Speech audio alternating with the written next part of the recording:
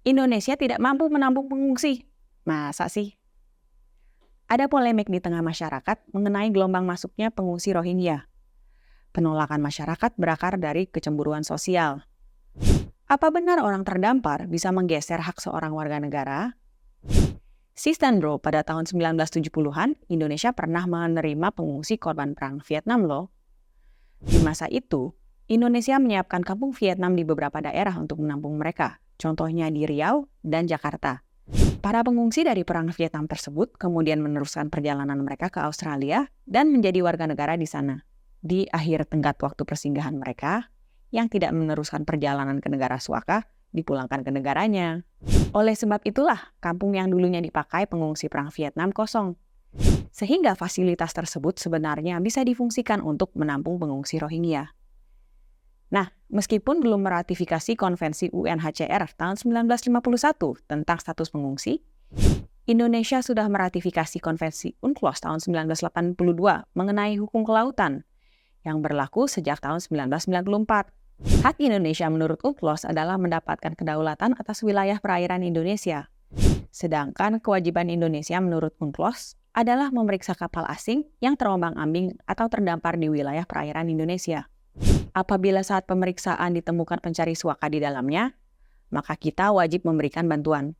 Artinya, untuk mendapatkan pengakuan dari negara-negara lain atas kedaulatan laut Indonesia, maka orang-orang yang lari dari negaranya dan terombang-ambing di wilayah laut Indonesia wajib dibantu. Hal ini sesuai dengan perjanjian internasional yang sudah kita ratifikasi.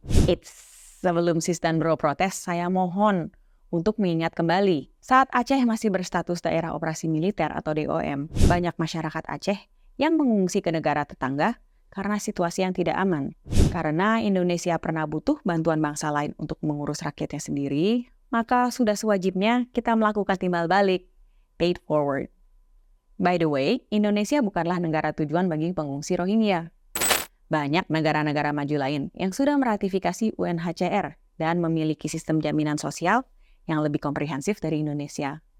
Negara-negara inilah yang sebenarnya menjadi tujuan akhir dari para pengungsi Rohingya. Maka, fungsi Indonesia pada dasarnya adalah menjembatani atau menjadi penghubung para pengungsi Rohingya ke negara-negara tersebut untuk menerima mereka.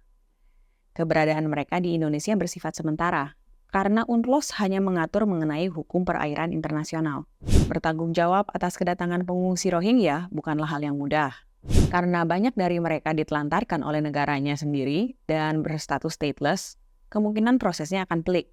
Permasalahan sosial yang ditimbulkan atas gelombang kedatangan mereka juga merupakan dimensi permasalahan yang serius.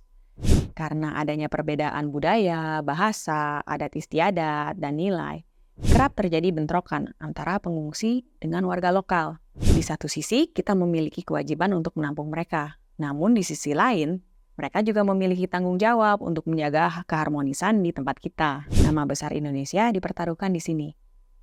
Akankah Indonesia menjadi negara besar yang diplomasinya setara dengan kemajuan ekonominya? Disinilah kita semua ditantang untuk tumbuh. Salam solidaritas. PSI Partai Jokowi.